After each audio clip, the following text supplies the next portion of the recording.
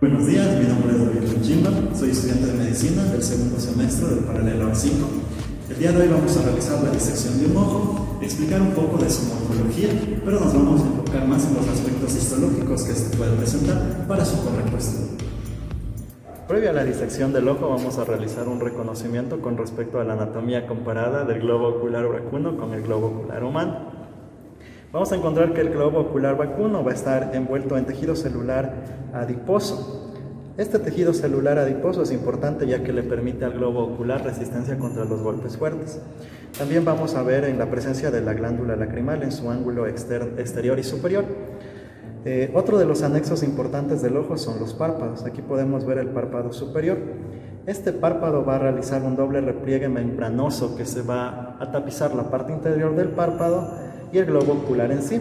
Este repliegue membranoso va a recibir el nombre de conjuntivo.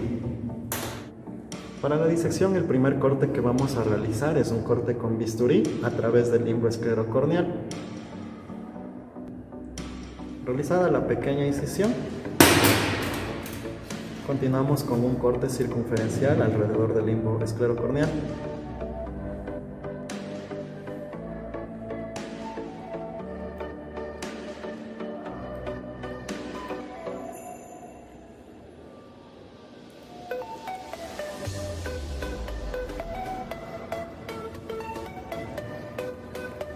Entonces, finalizado el primer corte circunferencial que tenemos de nuestra disección, vamos a aislar la capa anterior del ojo, que es la córnea.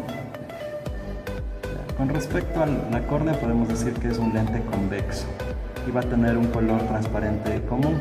Este va a ser el primer lente que van a atravesar los rayos solares para producir el estímulo luminoso. Con respecto a las cámaras del ojo, la córnea va a presentar una cámara anterior y una cámara posterior. La cámara anterior va a estar limitada en su parte anterior por la córnea y en su parte posterior por el iris. Con respecto a la cámara posterior, esta cámara posterior va a estar limitada por la parte posterior del iris y la parte anterior del cristalino. Antes de continuar con la disección, vamos a explicar las tres capas macroscópicas principales que presenta el globo ocular. Presenta una capa interna, una capa intermedia y una capa interna. La capa externa va a estar conformada por la esclera y la córnea. La capa intermedia va a estar conformada por la coroides y los procesos ciliares. Y en tanto que su capa interna va a estar conformada por la retina. Aislada la córnea, vamos a extraer los componentes acuosos que presenta el globo ocular, realizando una ligera presión sobre este.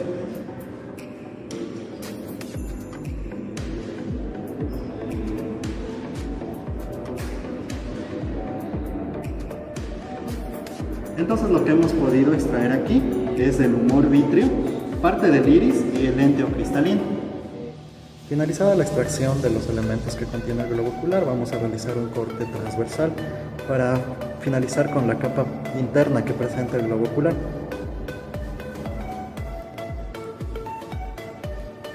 Finalizado el corte transversal de la esclera, lo que podemos ver es la capa interna, es decir, la retina. La retina va a estar formada por una capa pigmentaria y una capa neural. Removida la retina pigmentaria, en la retina neural vamos a encontrar dos estructuras características propias de la retina, que van a ser el punto ciego, que es el punto de salida del nervio óptico, y también la fovea o mácula lúcida. Esta va a ser la mayor zona de enfoque de la retina. Para finalizar con la disección del globo ocular, vamos a explicar la capa intermedia o coroides. Esta capa intermedia o coroides es una capa vascular que le va a dar la nutrición propia al ojo. Esta presenta vasos sanguíneos que van a nacer de la arteria retiniana central. Para finalizar con la disección del ojo vacuno, vamos a explicar algunos de los músculos extrínsecos del ojo. Los músculos extrínsecos del ojo son aquellos que nacen por fuera de la órbita. Y vamos a tener dos músculos principales que son los rectos laterales. Un músculo que es el recto medial, un músculo que es el recto superior, el recto inferior, el oblicuo superior y el oblicuo inferior. El globo ocular en su parte posterior presenta una estructura característica que tiene forma de cordón, que va a ser el nervio óptico.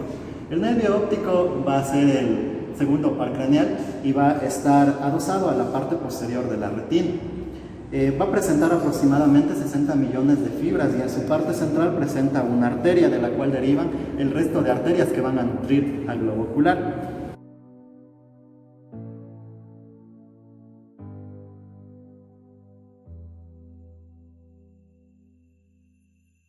La córnea, como habíamos mencionado, va a ser la lente anterior del ojo o la primera lente del ojo. Esta va a tener la función principal de refractar los rayos oculares y va a estar compuesta por 5 capas. La primera, que va a ser el epitelio anterior de la córnea. La segunda, que va a ser la lámina limitante anterior. La tercera, que va a ser la sustancia propia de la córnea o el estroma de la córnea. Una cuarta capa denominada lámina limitante posterior y una quinta capa denominada epitelio posterior de la córnea.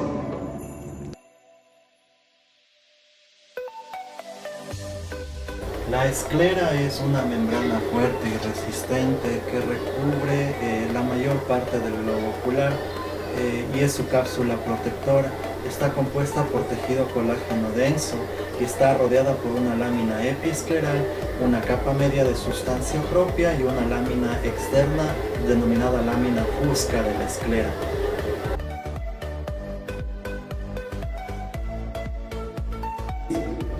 El iris va a tener la forma característica de un anillo y va a encargarse del enfoque juntamente con el cristalino. El iris histológicamente va a estar conformado por 4 capas. Una lámina marginal o anterior, una segunda capa denominada estroma del iris, una tercera capa denominada epitelio anterior y una cuarta capa denominada epitelio posterior o pigmentario. El iris principalmente se va a encargar de dar la coloración característica al ojo.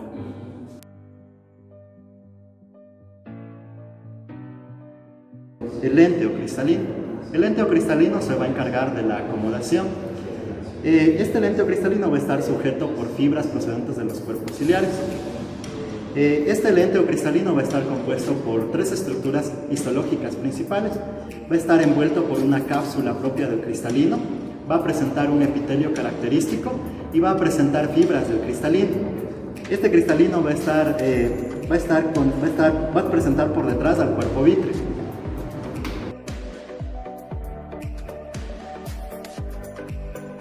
Al cuerpo vítreo va a ser la estructura que se encuentre posterior al cristalino y va a presentar una corteza donde se van a presentar células características denominadas hialocitos, encargadas de la producción de hialuronano. Va a presentar el conducto hialoideo, que va a ser un vestigio de la vida embrionaria. No va a presentar vasos y va a ser nutrido por difusión mediante la coroides.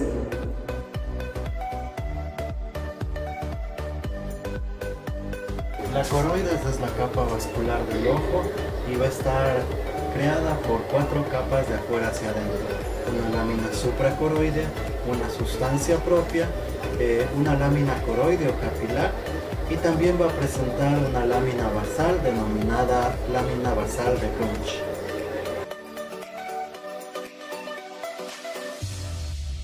Para finalizar la descripción histológica de las estructuras que conforman el globo ocular, vamos a centrarnos ahora en su capa interna, que es la retina. La retina va a ser una estructura histológica característica, porque va a presentar 10 capas. Va a presentar una primera capa, que es una capa pigmentaria. Una segunda capa, que va a ser una capa de fotorreceptores, donde se van a hallar los conos y los bastones, que son células especializadas en 2 tipos de visión característica. Los conos principalmente se van a encargar de la visión fototópica y los bastones de la visión monocromática o a blanco y negro. Va a presentar una tercera capa o limitante externa, una cuarta capa o nuclear externa, una quinta capa denominada nuclear interna, una séptima capa denominada capa plexiforme interna, una octava capa denominada capa ganglionar, donde se van a presentar la primera neurona para la transmisión del impulso visual, una novena capa denominada de las fibras nerviosas y una última capa o décima denominada capa limitante interna. Bien, con esto finalizamos la disección del globo ocular. Esta disección nos sirvió para afianzar conocimientos con respecto a la anatomía y funcionamiento de las estructuras que contiene el globo ocular. También nos sirvió para realizar el enfoque histológico de los diversos componentes, saber cuántas capas tiene cada órgano y verificar cómo está compuesto. Eso sería todo. Muchas gracias por su atención.